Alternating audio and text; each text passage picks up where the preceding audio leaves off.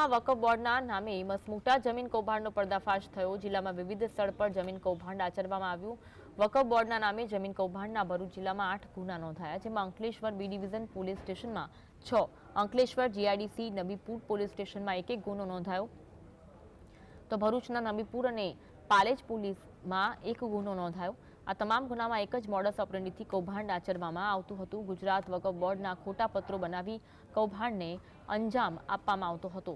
વેચાણ અને ભાડા કરાર માટે નકલી પત્રો બનાવવામાં આવ્યા।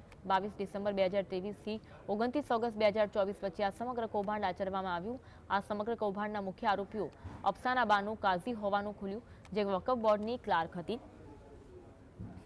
તેના 6 કેસમાં મુકેશ જૈન, 5 કેસમાં ઇકબાલ ડેરૈયા, 3 કેસમાં ધનજી ડોબરિયા, 1 કેસમાં તેમજ હાજી અલી આદમ બંદૂકવાલા પણ 1 કેસમાં સંડોવણી બહાર આવી। અત્યાર સુધીમાં 32 આરોપીઓ સામે ફરિયાદ નોંધવામાં આવી છે, જેમાંથી 28ની અટકાયત થઈ ચૂકી છે। આ સમગ્ર કૌભાંડની તપાસ આગળ વધી રહી છે, ત્યારે વહીવટી અધિકારીઓની સંડોવણી અને બેદરકારી પણ બહાર આવે તેમ માનવામાં આવી રહ્યું છે।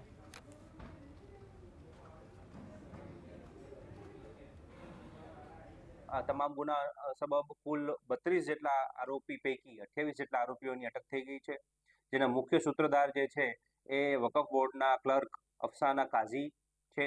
આ સાથે એમના અન્ય આરોપીઓમાં ઇકબાલ ડેરૈયા, મુકેશ જૈન, ઇસ્માઇલ યુસુફ પાંડોર તથા યુસુફ ગુલામ મોહમ્મદ પાંડોર, અને આ સિવાયના અન્ય આરોપીઓને પણ પોલીસે કાયદેસરની કાર્યવાહી કરી અને 32 પૈકી 28 આરોપીઓને અટક